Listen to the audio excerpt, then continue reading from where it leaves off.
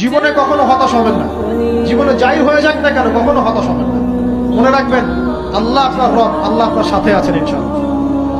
এই সমাজ আপনাকে যেভাবে শেখায়, কিভাবে শেখায়, এই যে স্কুল, কলেজ, ইউনিভার্সিটি, চাকরি, বিয়ে, সন্তান প্রতিপালন, আর তারপর ইন্না লিল্লাহি ওয়া ইন্না ইলাইহি রাজিউন, এই তো শেখায় নাকি? সবসময় মনে রাখবেন যে আল্লাহ রাব্বুল আলামিনের পরিকল্পনাই আপনার উপরে সবচেয়ে বেশি অগ্রাধিকার যোগ্য, সমাজের পরিকল্পনা নয়।